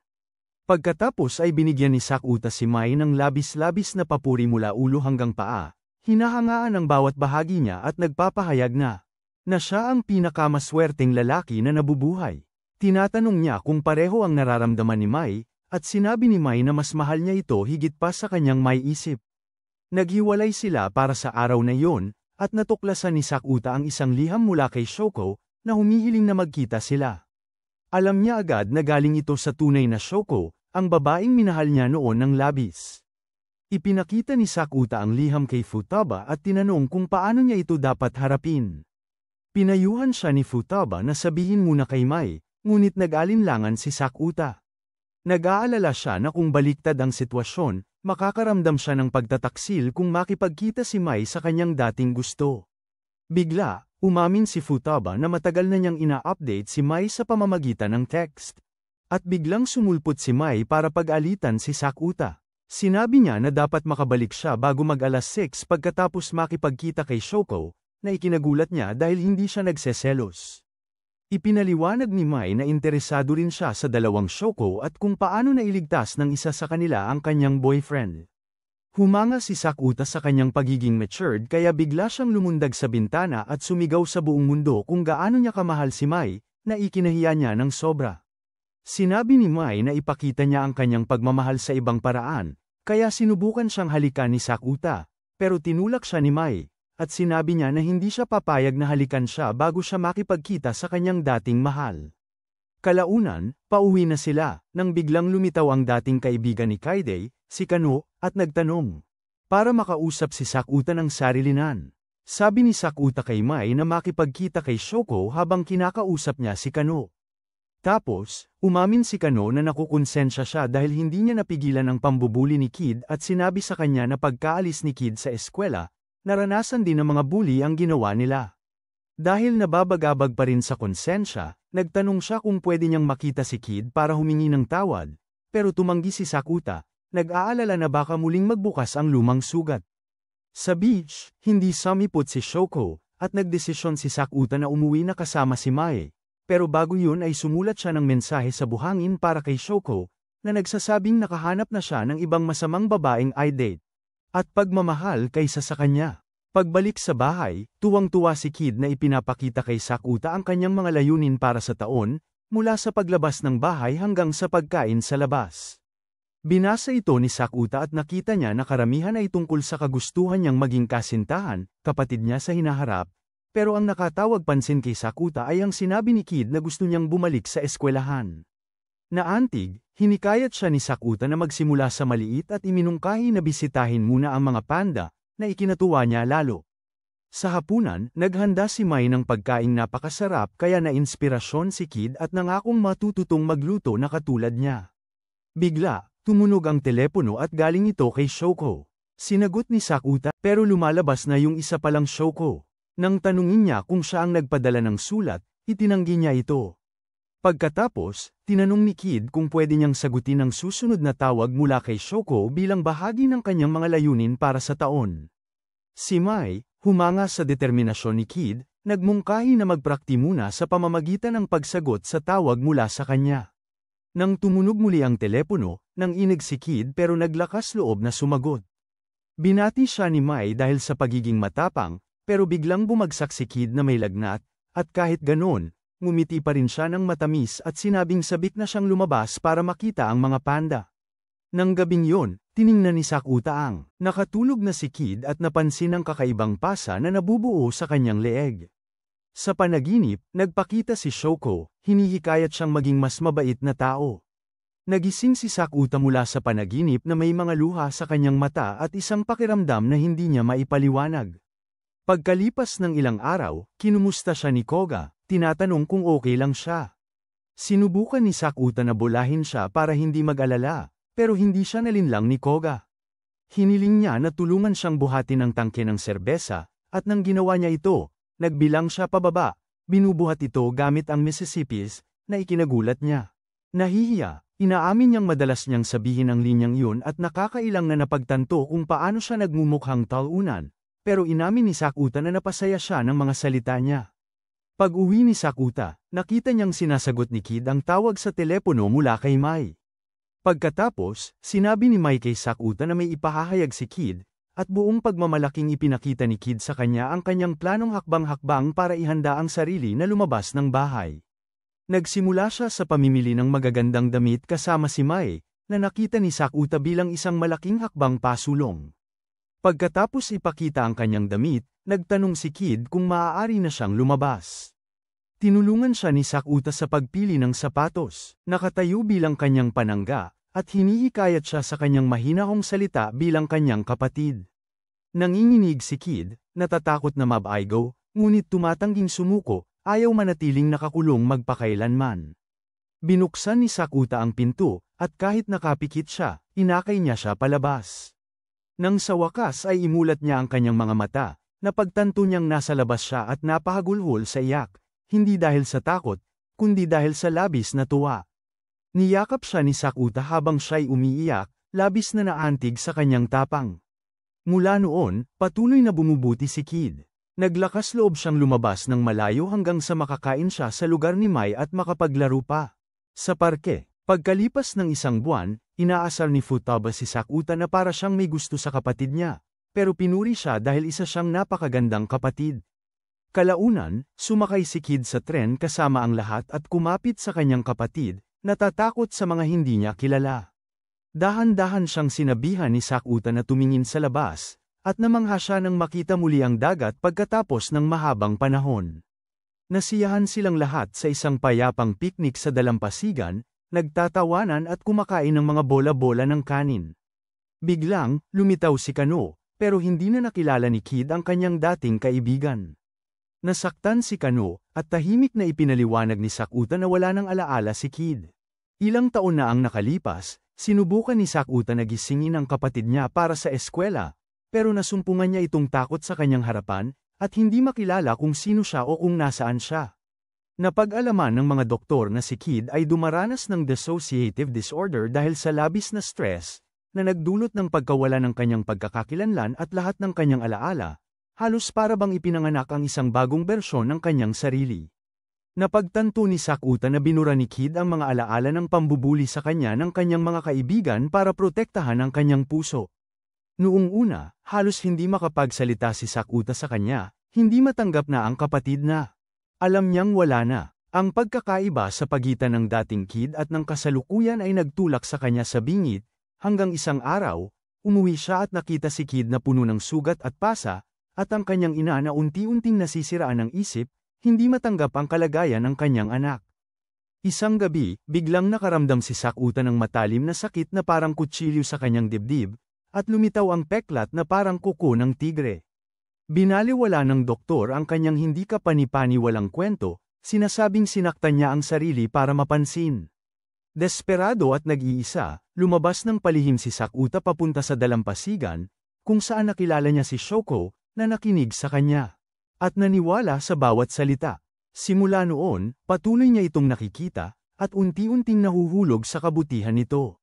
Nang tanungin niya kung bakit siya nito pinaniwalaan, ibinahagi ni Shoko ang isang mahalagang aral tungkol sa kung paano nabubuhay ang bawat isa sa sarili nilang natatanging mundo, at ang pinakamagandang bagay na magagawa ay ang mamuhay ng may kabaitan sa piling ng iba. Dahil dito, sinikap ni Shoko na maging mas mabait araw-araw, at nabuksan ang mga mata ni Sakuta. Dahil sa labis na damdamin, umiyak siya at sinabi sa kanya na gusto niyang maging katulad niya, isang taong mabait at sumusuporta sa iba at sa kanilang mga paakit. Simula noong araw na yon, binigyan ni Sakuta si Kid ng isang notebook kung saan siya maaaring magsulat. Ang kanyang mga iniisip at damdamin. Tinanggap niya si Kid kung sino siya, at napaluha siya, naantig sa pag-unawa ng kanyang kapatid. Di nagtagal, humiwalay sila sa kanilang mga magulang, at nanirahan si Sakuta kasama si Kid, habang inalagaan ng kanilang ama ang kanilang ina. Ipinangako ng kanilang ama kay Kid na lagi siyang naghihintay ng kanyang mga magulang. Sa loob ng mahabang panahon, umasa pa rin si Sakuta na babalik ang dating Kid, ngunit sa paglipas ng panahon, nagsimula siyang matakot kung ano ang mangyayari sa Kid na kilala niya noon kung dumating man ang araw na yon. Kalaunan, humingi ng tawad si Sakuta kay Mai dahil hindi niya sinabi ang lahat ng ito sa kanya. At kahit pinatawad niya ito, inaamin niyang sana sinabi nito sa kanya ng mas maaga. Kinaumagahan, napansin ni Sakuta ang mga bagong pasa na lumalabas sa balat ni Kid. Maya-maya, nalaman niya na aalis si Mai para sa isang shooting ng pelikula sa malayo, at pinaalala nito sa kanya na tumawag kung may mangyaring hindi maganda. Pag-uwi ni Sakuta, sinusubukan ni Kid ang kanyang lumang uniforme sa eskwela, hinihiling sa kanya na isama siyang muli sa labas. Nalulungkot siya dahil hindi niya maalala si Kano, at alam na niya ngayon na kaibigan niya dati si Kano. Sabi niya na natatakot siyang makakilala ng mga taong nakakakilala ang dating Kid, ngunit natatakot din ngayon na hindi na niya maalala ang mga ito. Sinabi ni Sakuta sa kanya na si Kano ay kaibigan, at nag-iwan siya ng libro para basahin ni Kid. Nang buksan ni Kid ito, nakita niya ang isang sulat sa loob, at nang buksan niya ito, ang sulat ay nagpaalala sa kanya kay Kano, at siya ay nanghina. Sa ospital, sinabi ng mga doktor kay Sakuta at sa kanyang ama na may posibilidad na bumalik ang kanyang mga dating alaala. Nang sa wakas ay nagising si Kid, nakaramdam ng ginhawa si Sakuta, iniisip na hindi siya nagbago. Tinawagan niya si Mai para ipaliwanag ang nangyayari, hindi niya alam na tahimik na nakikinig si Kid sa buong oras. Maya-maya, sinabi ni Sakuta sa kanya na maaari siyang humiling ng kahit ano para ipagdiwang ang kanyang paglabas mula sa ospital.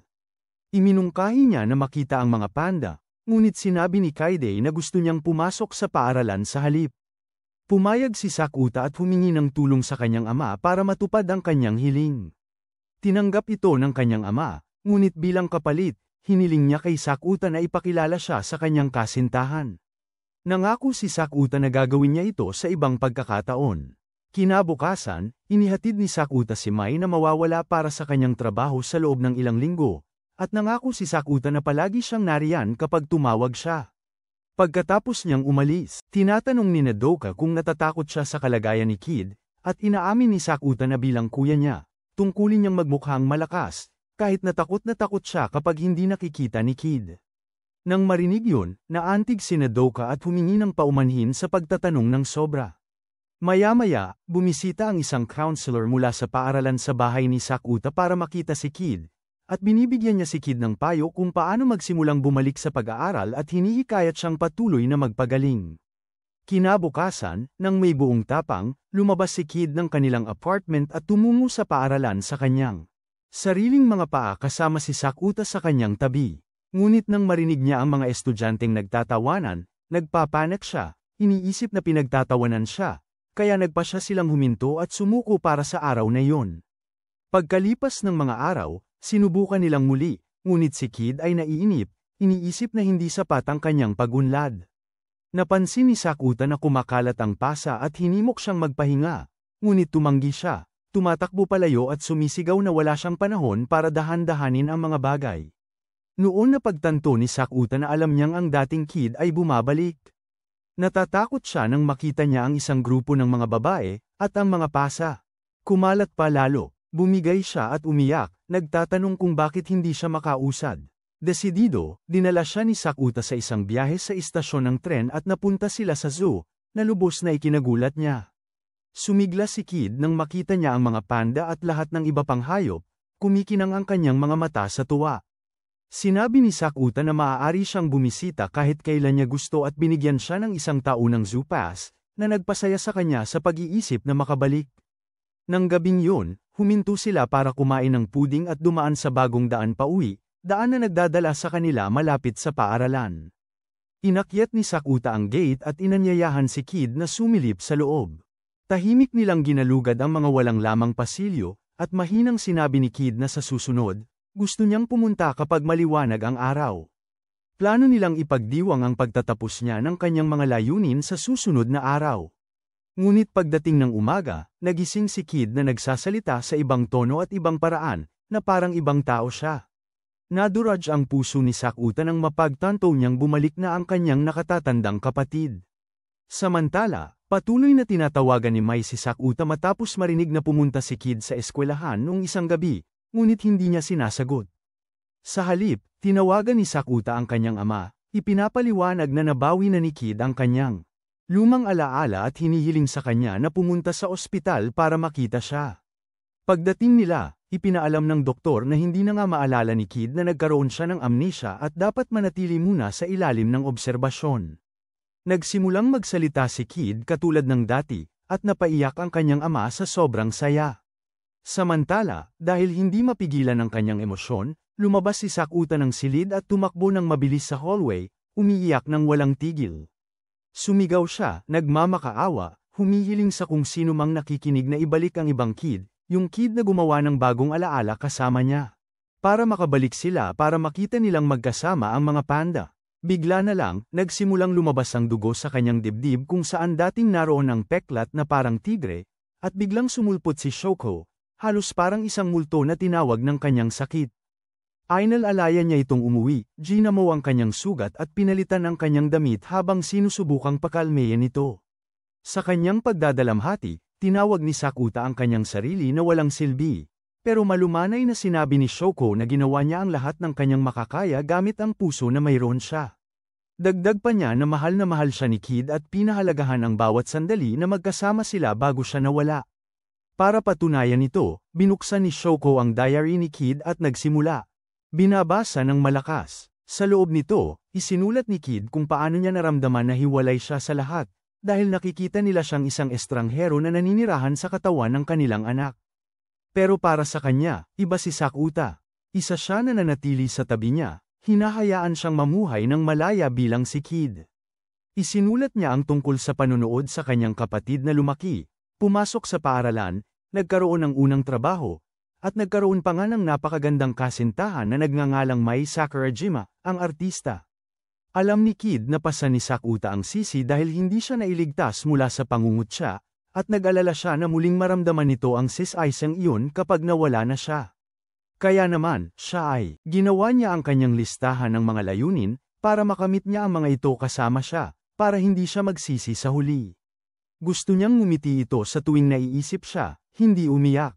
Tinapos ni Kid ang kanyang tala-arawan, nagmamakaawang bigyan pa siya ng kaunting panahon para tuparin ang kanyang pangarap at nagpapasalamat kay Sakuta sa pagbibigay sa kanya ng napakaraming magagandang alaala. At tinapos niya ang kanyang tala-arawan sa isang pagtatapat ng pag-ibig para sa kanyang minamahal na kapatid, batid na limitado na ang kanyang oras. Bumuhos ang mga luha ni Sakuta, ngunit pinipilit niyang ngumiti sa kabila nito, ayaw niyang suwayin ang hiling ni Kid na makita siyang masaya. Kinabukasan, nagising siya at nakita ang isang sulat mula kay Shoko na nagsasabing umuwi na siya. Kumukulo ang kanyang sikmura, at sinisimulan niyang kainin ang lahat ng nakikita, tumatawa na parang baliw sa pagitan ng mga kagat. Napansin niya ang isang mensahe mula kay Mai, nagtatanong kung nakapasok si Kid sa eskwela. Tinawagan siya ni Sakuta at ipinaliwanag ang lahat, at kung paano nawala kay Kid ang lahat ng alaala ng nakaraang 2 taon na ginugol niya kasama siya. Nang tanungin ni Mai kung okay lang siya, nagpanggap siyang tumawa at sinabing ayos lang siya. Kalaunan, nagsimulang magbiro ulit si Sakuta kay Kid, nagtatanong kung gusto niya ang mga panda. Sinabi niyang oo, kaya inanyayahan niya itong makita sila ng magkasama. Tinuya siya nito, tinatawag siyang isang loser na nagyayaya. Isinama ang kapatid niya sa isang date dahil wala siyang kasintahan, pero sinagot niya na meron na siyang isa, na ikinagulat nito, at nangako siyang ipakikilala niya ito balang araw. Lumipas ang mga araw, at hindi na muling nagpakita ang mas matandang Shoko. Nagsimulang magduda si Sakuta kung nagkaroon nga ba siya, at iminungkahi ni Futaba na baka guni-guni lang niya ito ng kung ano ang magiging Kid kung hindi siya binubuli. Ilang araw ang lumipas, bumisita si Mai sa apartment ni Sakuta pagkatapos ng ilang linggong trabaho, at hindi makapaniwala si Sakuta sa nakikita niya. Pinapasok niya ito, at sinabi nitong magbihis siya habang siya ay ipinagluto sila ng tsaa. Ngunit, natagpuan ni Mai ang mensahe ni Shoko at humingi ng paliwanag. Sinubukan ni Sakuta na linawin na walang nangyari sa kanilang dalawa, pero si Mai, labis na nasaktan at nagalit, ay umalis. Hinabol siya ni Sakuta, at nakita siyang umiiyak. Sinubukan siyang aliwin, pero tinanggihan ni Mai ang kanyang paglapit at umalis. Simula noon, si Sakuta ay naging parang walang buhay, at napansin ng kanyang mga kaibigan ang kawalan sa kanyang mga mata. Kalaunan, nang makasalubong niya si Nadoka, pinagalitan siya nito ng husto, tinawag siyang isang hanggal na walang puso at walang pag-iisip sa kanyang ginawa. Sinabi niya na, ang gusto lang ni Mai ay pasayahin siya sa pinakamahirap niyang mga araw, at inuna pa nga siya, kahit nakaarawan niya ngayon. Ang mga salita niya ang nagbalik kay Sakuta sa ulirat. Nagmamadali siyang hanapin si Mai, sumakay ng tren at tumakbo sa buong syudad na parabang wala ng iba pang iniisip hanggang sa makarating siya sa set ng pelikula niya. Nang makita siya, hinayla siya ni Mai papasok sa kanyang sasakyan. Napansin niya na wala man lang dalang pera ang nobyo niya para makauwi, kaya ipinaayos niya sa mga staff niya ang isang kwarto sa hotel para sa kanya. Pagkatapos, habang magkasama silang nakatanaw sa tanawin ng syudad, binati ni Sakuta si Mai ng maligayang kaarawan. Binigyan sila ng ahente ni Mai ng 15 minuto para sa kanilang maliit na date. Dahil malamig, ginawa ni Sakuta ang kanyang best at ipinatong ang kanyang jacket sa kanya, at humingi ng tawad sa pagiging hindi masyadong mabuting kasintahan na hindi siya pinahalagahan ng sapat, ngunit humingi rin ng tawad si Mai sa hindi pagiging naroon noong kailangan niya ito. Sinabi ni Sakuta kung gaano kahalaga sa kanya na kasama siya at nangako na ibabalik ang parehong pagmamahal at lakas. Nadama ni Mai ang mood, inutusan niya itong pumikit, at inakala ni Sakuta na matitikman na ng kanyang mga labi ang langit, ngunit sa halip, kinurot niya ang kanyang pisngi at tumawa, sinasabi na ang kanyang mga kurot ay kasing halaga ng kanyang mga halik. Pagkatapos, sa ospital, naghahanda ng umalis sina Kid at Sakuta, at nagpapasalamat si Kid kay Sakuta sa lahat ng ginawa niya para sa kanya. Sinasabi na handa na siyang pumasok muli sa eskwela. Tinanong niya kung sigurado siya, at sinabi ni Kid na magiging okay na siya, alam niyang hindi siya mag-iisa. Kung pinanood mo ang recap na ito ng anime hanggang sa dulo at gusto mo ng part 2, mag-comment sa ibaba ni Girlbati. At kung gusto mo ang mga recap ng anime na katulad nito, panoorin mo ang video na ito.